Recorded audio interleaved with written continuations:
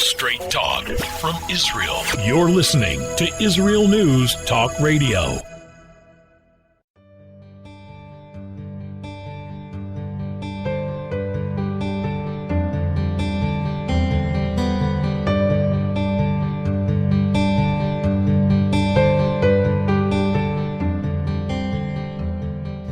Hello and welcome to Soul Talk. This is Leora Mandel. I'll be joined with Rabbi David Aaron after the break.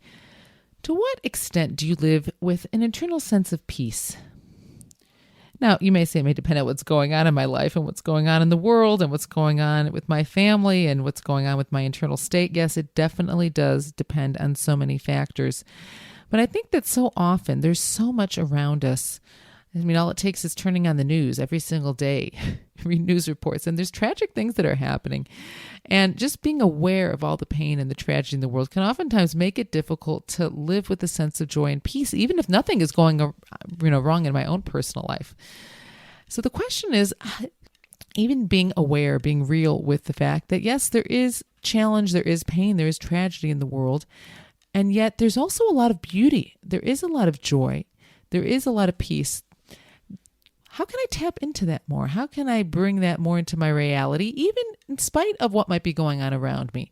Meaning there's times where life is relatively good for me, and yet I'm still very stressed out and I'm still very worried because I'm worried about the things that could happen tomorrow.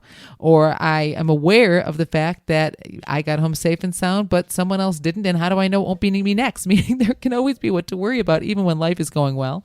And there's times where we are going through active challenge, stress, pain, there's things going on, and yet there is joy. There are good things that are going on even when there's challenges and problems. Meaning there's always this mix. I'm not saying the mix sometimes isn't more in one direction or the other, but sometimes it seems to matter less about what proportion of good versus bad is going on in my life as much as what I choose to focus on.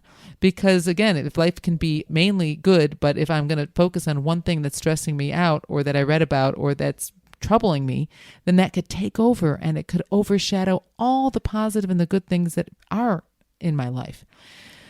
So I think most of us would say that, in a general sense, we would like to live with a sense of inner peace and sense of joy and focusing on the positive and the good. And my question is, how can we most effectively go on about doing that, especially when we are aware or even experiencing pain or challenge or stress, which can sometimes overcloud the positive and the good that's out there. And that is what I'd like to address with Rabbi David Aaron when we return Soul Talk, Rabbi David Aaron and Leora Mandel.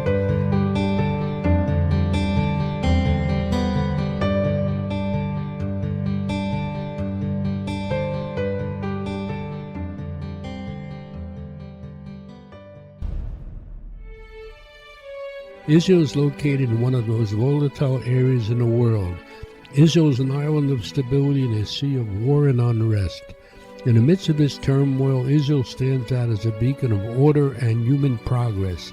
Each week we update you on what's happening in this, the Jewish state, a true light unto the nations. This is Jay Shapiro. Join me every Thursday on Israel News Talk Radio.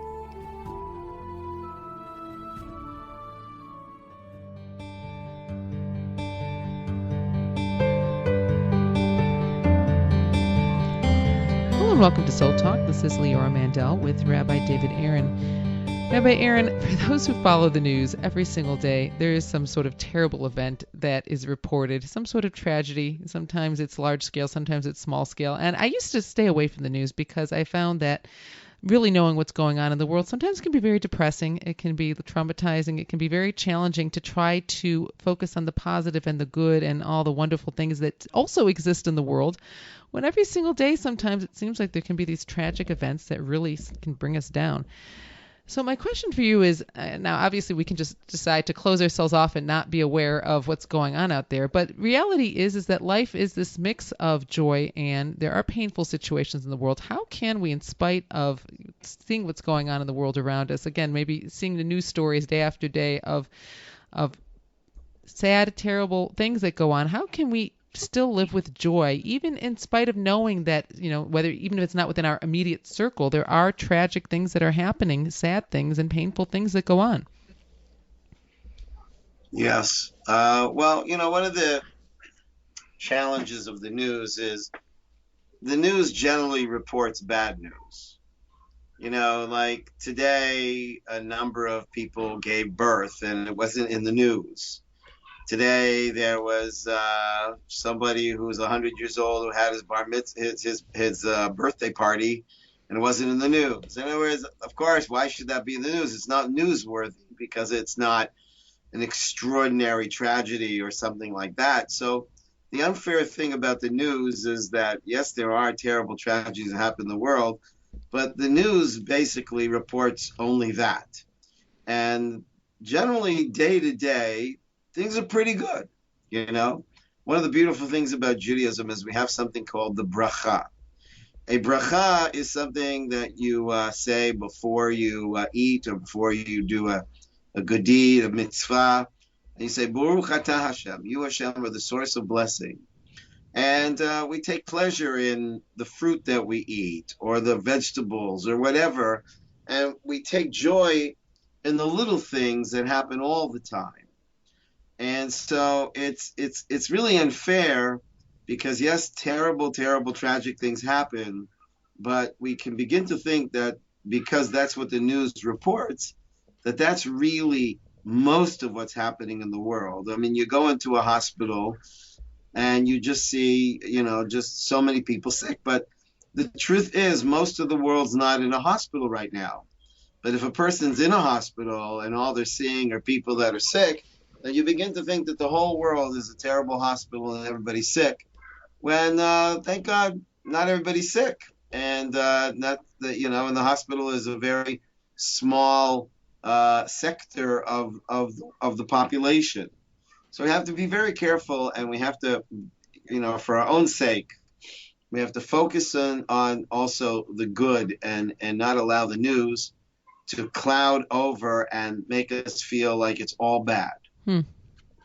That's a very, very good example of what you're talking about, because it's true. If I'm in a hospital, then I will see a lot of sick people. So the question is, meaning I don't think we want to ignore that there are hospitals and there are people who are sick, but if that's what I'm going to constantly surround myself with, I guess if I'm a doctor or nurse, then there's a reason I'm there to be helpful for the people who are sick.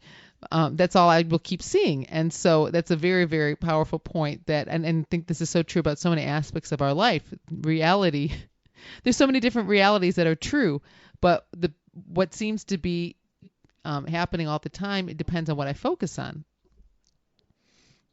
Absolutely. And, that's really the definition of a Jew. A Jew in Hebrew is Yehudi. Yehudi comes from the word lahodot. Lahodot has two meanings. One is to acknowledge and the other one is to thank, which means that a Yehudi, a Jew, is somebody who is mindful of and grateful to God. And that's what we focus on. And not that we're being Pollyannish and denying that there are terrible, terrible things happening, but it's important that we focus on how most of our regular days are actually quite beautiful, but we kind of take it for granted. We woke up in the morning, we have a blessing for opening our eyes, we have a blessing for getting out of bed, we have a blessing for our shoes. We begin to, forget that it's the little things that add up to something huge. But since it happens all the time, you start to take it for granted. And Judaism is a protest on taking anything for granted. It is so true, because I can think of sometimes I'll have a day where might be, if I would really narrow it down, it might have been a stressful hour. But sometimes that one stressful hour could have been just a stressful 10 minutes. There's times where we just let that pour over into our whole day, and the whole day will feel like it was stressful, upsetting, or something like that, when the reality is it might have just been a very short spectrum, and there are a lot of other wonderful parts of our day, as you're pointing out, if we would have stopped and focused on them. But it's so true that what we focus on becomes what is for us. And even if I focus on that stressful point, then that feels like the whole day was stressful. If I can focus on there was a stressful 10 minutes, a stressful hour, but let me now put my mind somewhere else to see the beautiful flowers outside and see the smile of my children and see all these other wonderful, that thank God nothing in my body hurts at the moment. There could be a whole list of wonderful things going on in a day, but if I never stop to think about them, then it's just not part of my day. Yeah, one of the amazing things about Judaism is there's actually a blessing that one makes when they come out of the bathroom. and we recognize the miracle and the wonders of our body and the interconnection and interdependence between our body and our soul. And here is an activity that who would ever walk out of the bathroom and use that as a trigger for a moment of mindfulness and gratefulness. And I think if we fill our lives up and focus on these little things that are really not little when you think about it, a person who's not well, and is finally able to relieve themselves in the bathroom, suddenly that's a miracle. And so we need to take responsibility of what we're focusing on. But it is difficult because if somebody criticizes us, well, that could stay in our minds for days. If somebody compliments us, well, thank you very much, but within an hour, we probably forget it. So we do have a tendency to take the dark and give it a lot more attention than the light.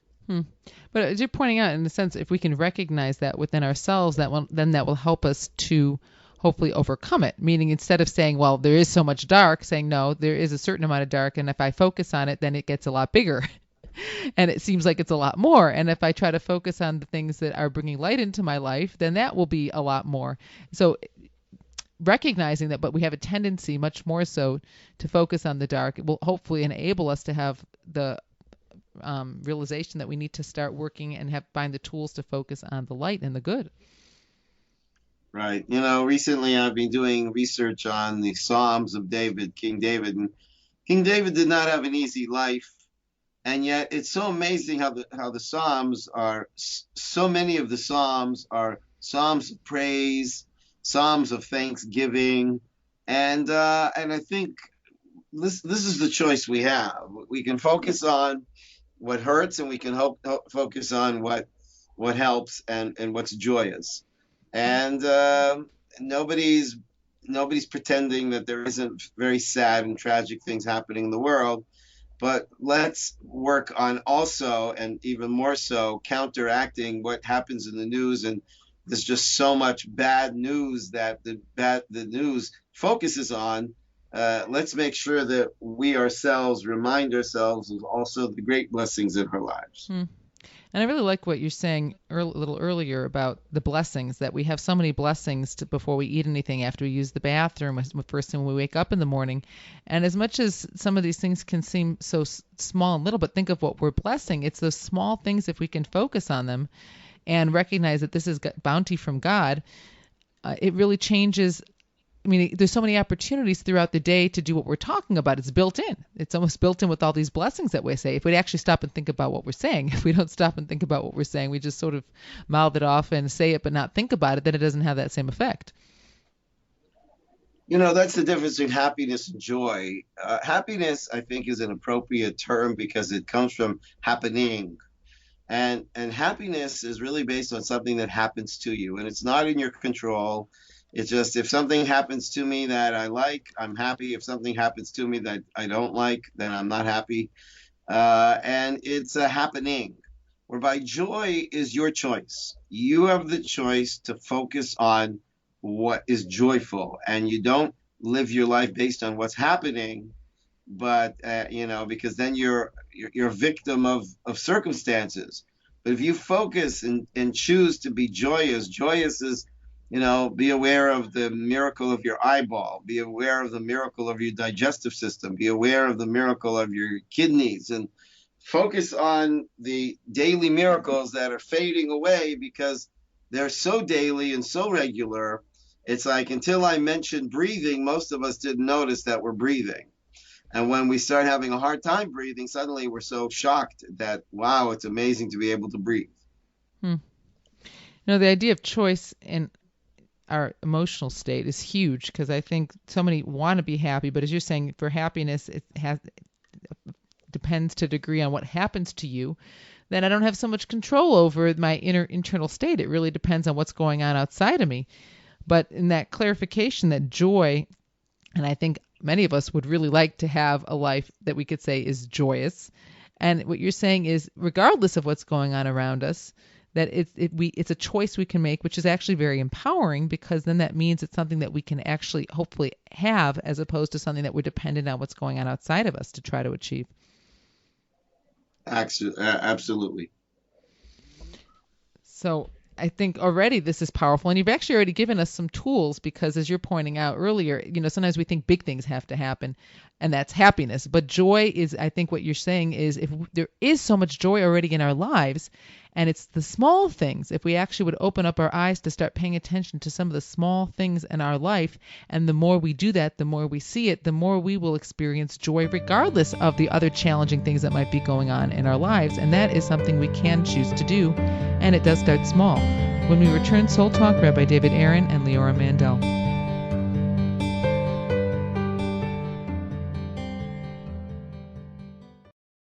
The Tamar Yona Show. Tamar? She's sassy. She's smart. She's funny. But she's also a real Jewish mother. Hi, everybody. I'm Tamar Yona. And yes, I can be all of those things. But at Israel News Talk Radio, I'm here to bring you the news stories and guests that you may not hear anywhere else. Join me live on air Sundays, Mondays, and Tuesdays for the most unique and bold talk radio in Israel. The Tamar Yona Show.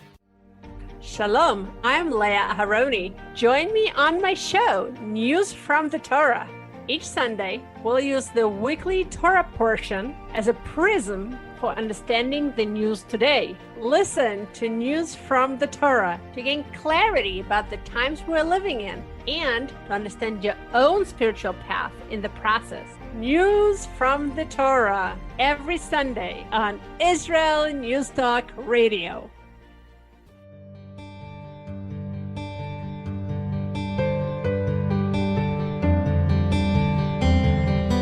Welcome back to Soul Talk. Leora Mandel with Rabbi David Aaron, talking about, at this point, how to live a joyous life in spite of so many tragic things going on around us. For anyone who's looking at the news on a daily basis, there's always something problematic to terrible going on, and it could just feel like the world's falling apart. So how do we still have some sense of joy?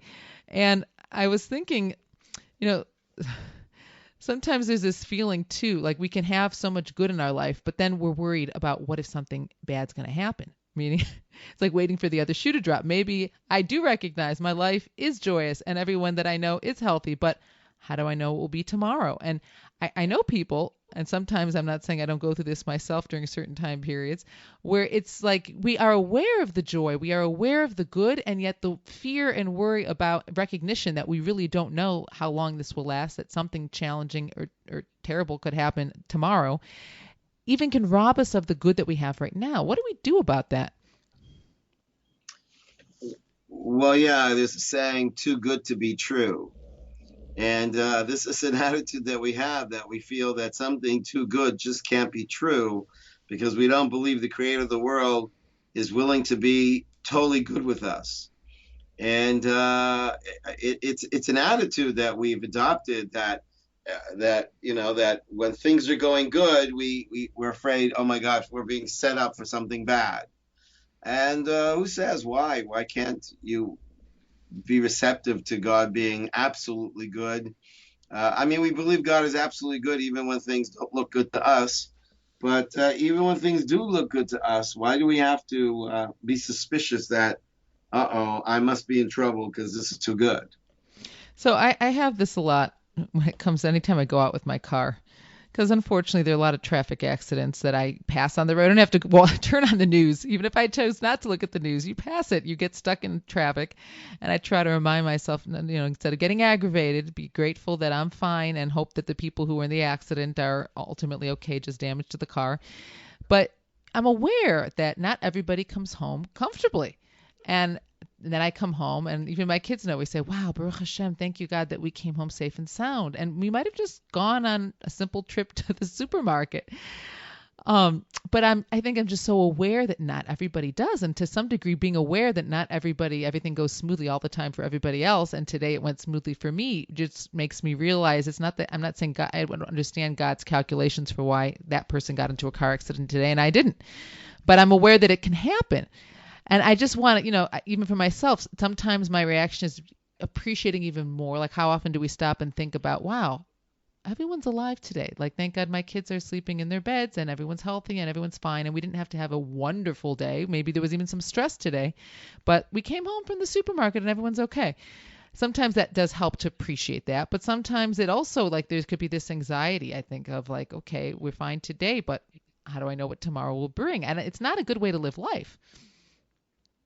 Right. I think that when we worry, what we're actually doing is thinking in some way that we can control the events of our lives. And by worrying about it, we think maybe there's some solution. I mean, worrying to me, and not that I don't do it, but I've realized when I do it that this is so haughty of me to think that I have total control. And because if what you're doing has no practical benefit, then why do it?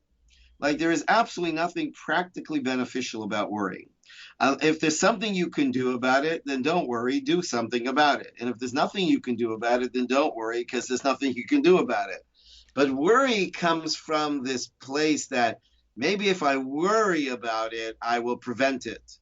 You don't prevent things by worrying about it. Either you prevent it by doing what you need to do to prevent it, or there's nothing you can do about it, so forget about it, because there's nothing you can do about it. So I think worry is part of this deluded sense of control that we somehow think that maybe just worrying about it will save us.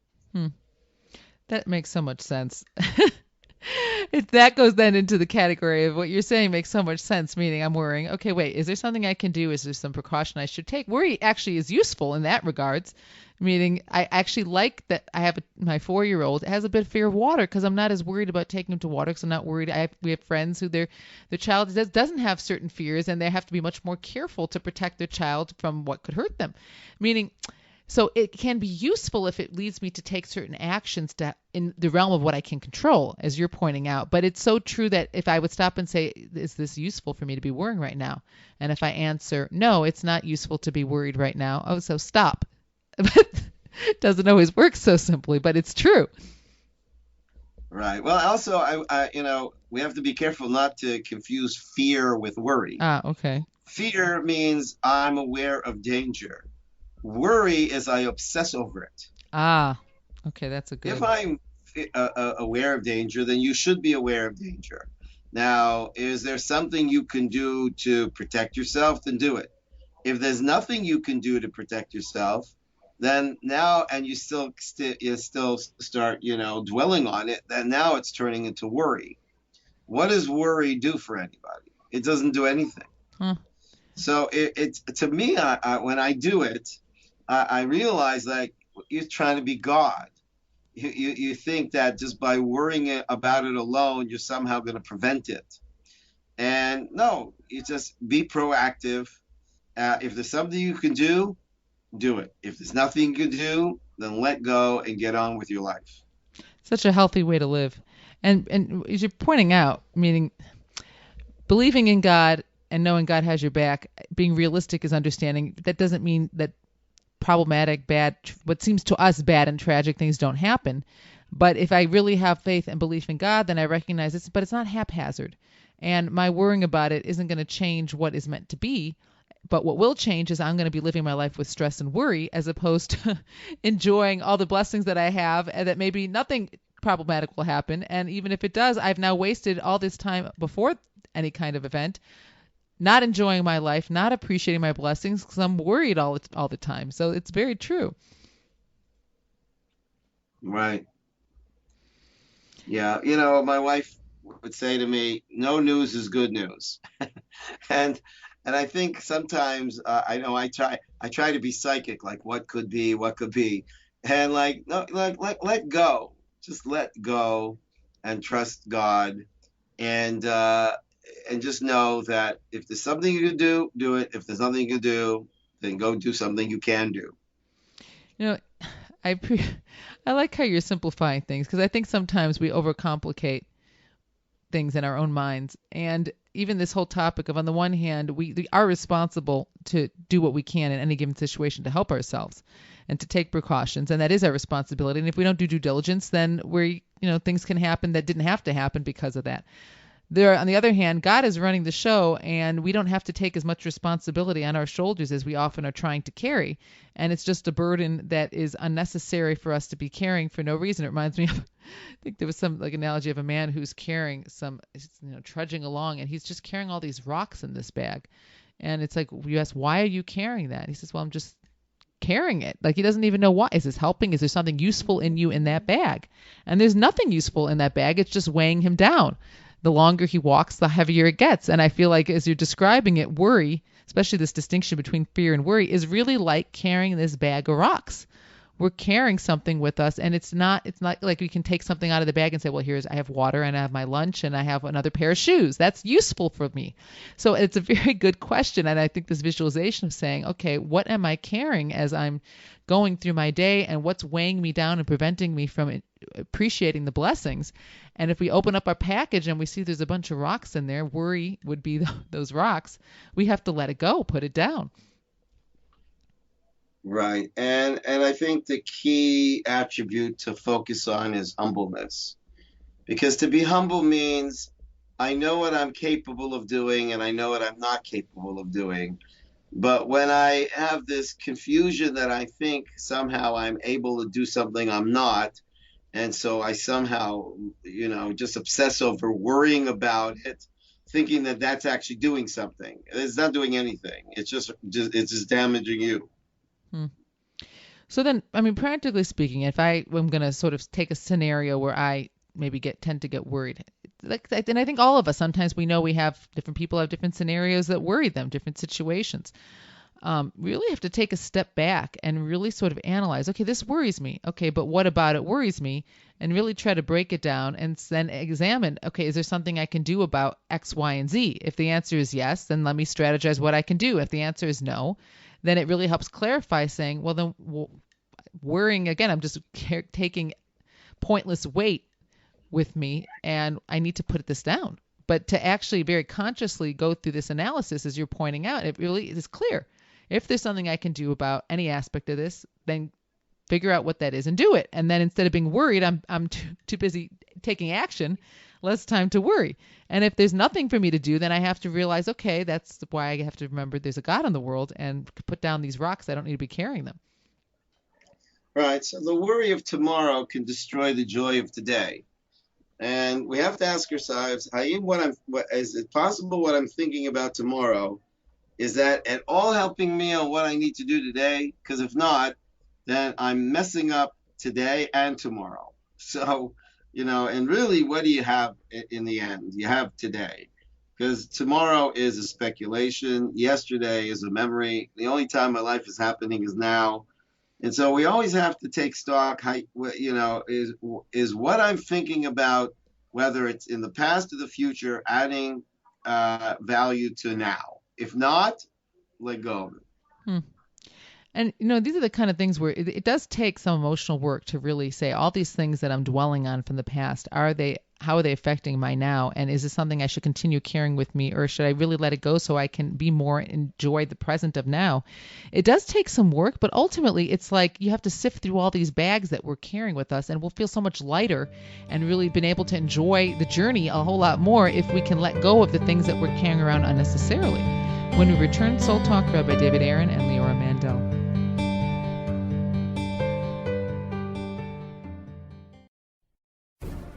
In a time where feelings have become fact, where rational thought and common sense has disappeared, one man stands above it all. I'm Howie Sobiker, your political hitman. Political Hitman airs every Tuesday at 11:59 p.m. North American time, 7 a.m. Israeli time, only on Israel News Talk Radio. Are you interested in transforming your life, drawing closer to the Creator, and uncovering the deeper meanings and hidden treasures in the Hebrew Bible? Then join me, Rav Yitzhak Michelson, and me, William Hall, on the Science of Kabbalah, where we are seeking to narrow the gap between what we understand of our physical and spiritual worlds. So make sure to tune in every Tuesday at 5 p.m. Israel time, 10 a.m. Eastern Standard Time, here on Israel News Talk Radio.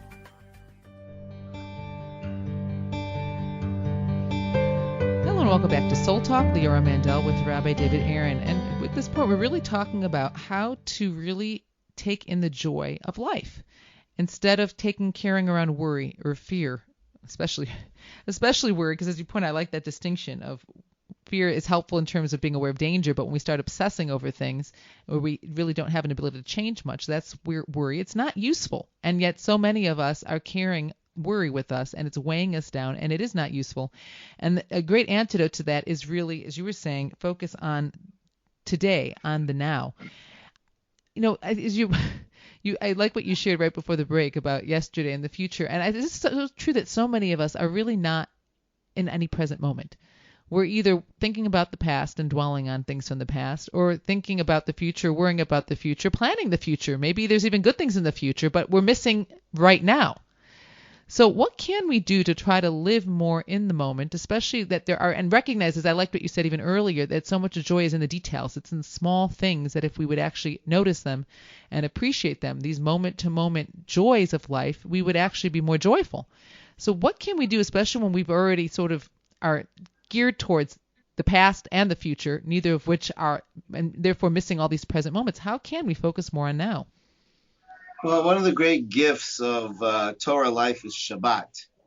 Shabbat is very much practicing the power of now for an entire day. Shabbat is very much like, imagine a person who has no awareness of past.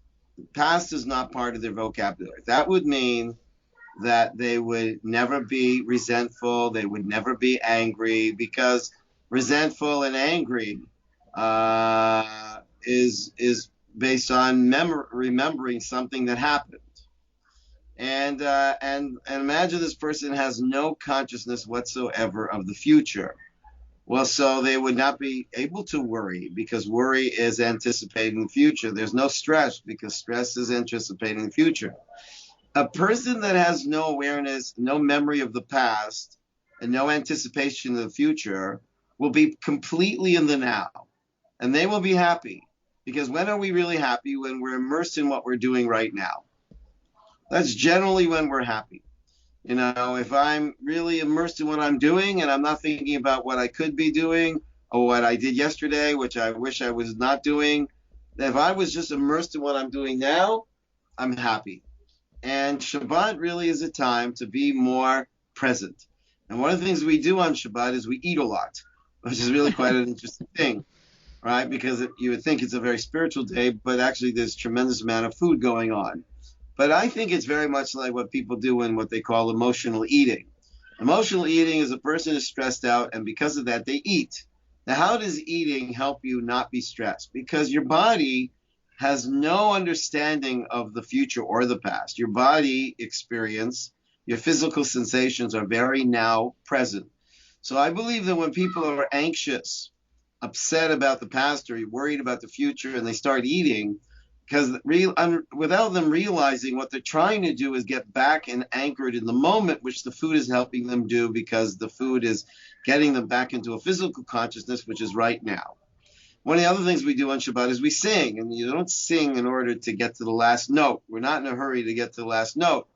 So that's why music is so pleasant and gives us joy, because music is very much enabling us to be more anchored and present in the now. And so Shabbat is a day, there are people, I, for instance, don't wear my watch on Shabbat. I make sure I have friends who do. I'm just joking. But because on Shabbat, if somebody asks me what time it is, it's now. Because it's really a time to be very now. Don't focus on what I can accomplish in the future. And don't try and don't dwell on what happened the other day. But just be very present with yourself, with your friends, with your family, with your spouse, with God. And be very, very now. And it's a taste of the world to come. Because that's where the joy is. The joy is when a person is immersed in what they're doing now. And all the more so if what you're doing now is meaningful, you'll feel even more, a sense of joy. But what happens is when we're very much stuck in the future or the past, then we're either people that live with a lot of resentment and guilt, anger, or we are people that live with a lot of stress and worry. But people that are much more in the now will be a lot more calm and happier. That's why I think there's a lot of practices like meditation where people are really, but it takes work to live in the now, to really learn how to consciously get in touch with what am I thinking now, how am I feeling now, get in touch with my presence now. Because in your example of the emotional eating and the explanation, which was very interesting, but it brought to light that a lot of times we seem to have the sense that we need to feel ourselves in the now, sense the now, be in touch with now. But there's oftentimes very not healthy ways that we try to do that, more extreme ways that aren't really serving us in the long term to sense the urgency of the feeling of now. But as you pointed out with Shabbat, and there's other ways in which the same need to be in touch with now can be very healthy and really bring joy and purpose and meaning to my life, not having to think about the past, worry about the future, just being where I am in the present. So what we really need to do is tap into the healthy, most productive ways of getting in touch with now, living in the now, and making sure we stay away from the kinds of urges that we have to feel the now, but in not healthy ways. Well, that's why it's good to hang out with some kids, because kids are very much in the now.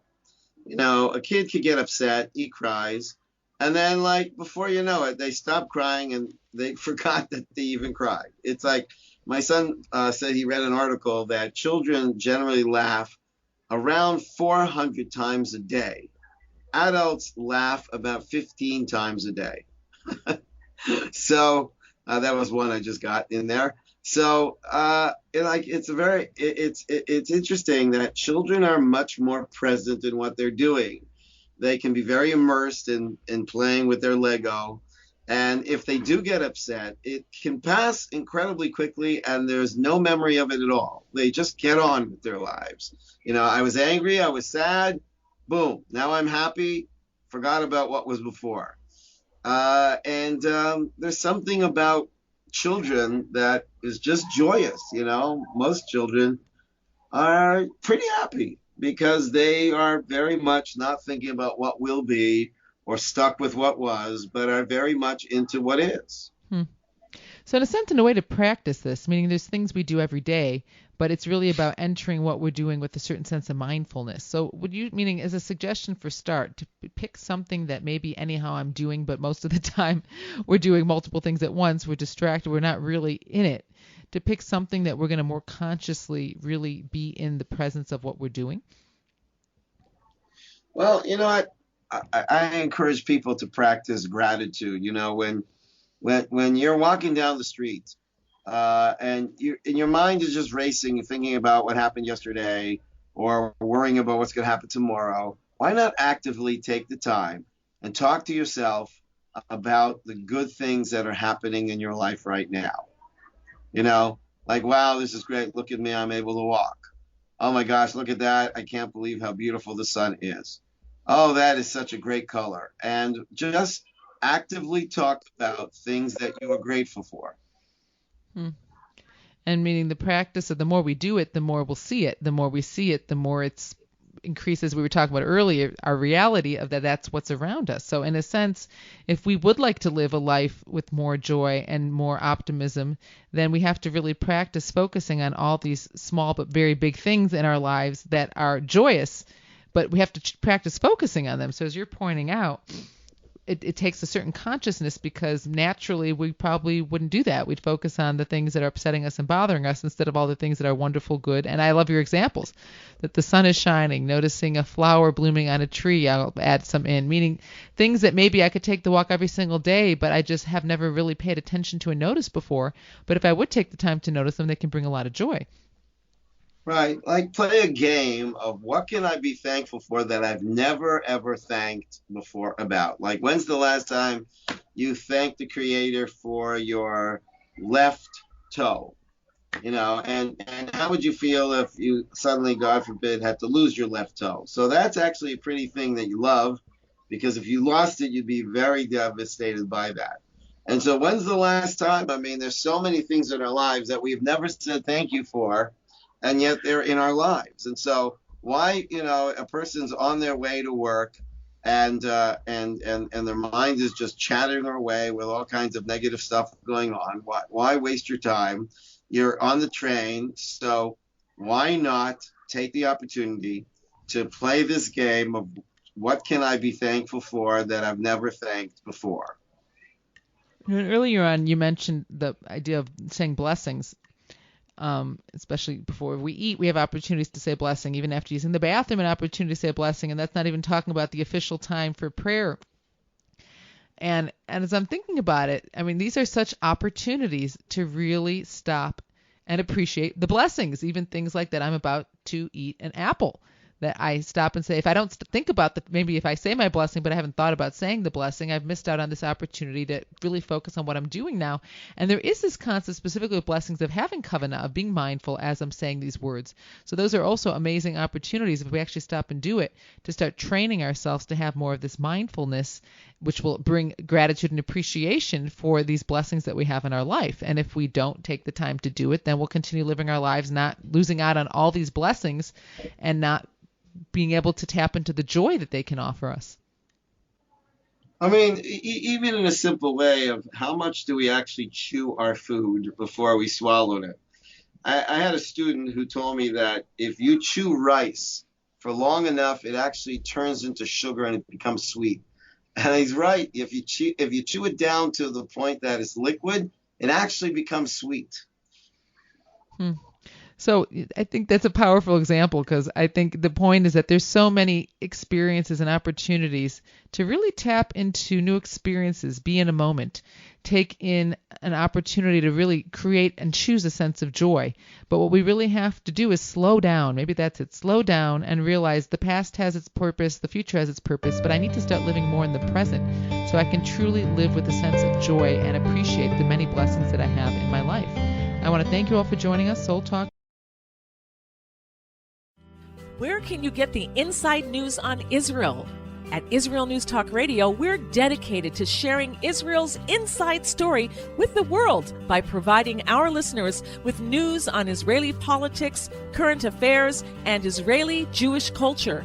The Israel News Talk Radio homepage also provides you, the listener, with useful information at your fingertips, with scrolling news headlines, weather, currency exchange, Shabbat candlelighting times, and so much more. Our radio programming is always accessible and on demand. We operate absolutely free of charge for everyone, everywhere.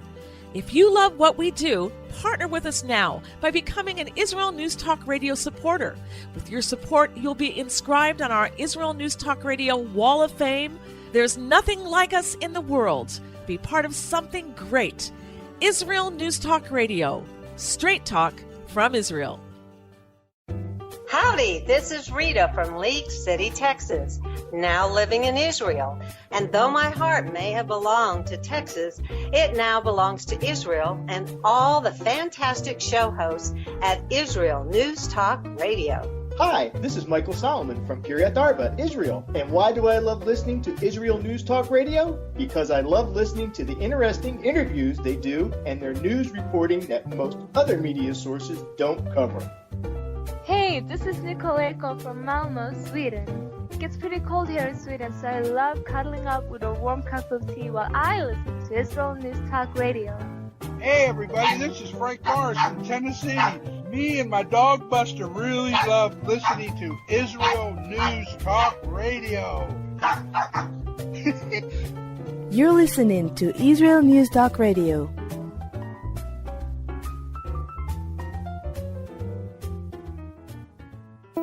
News, opinion, and more. You're listening to Israel News Talk Radio.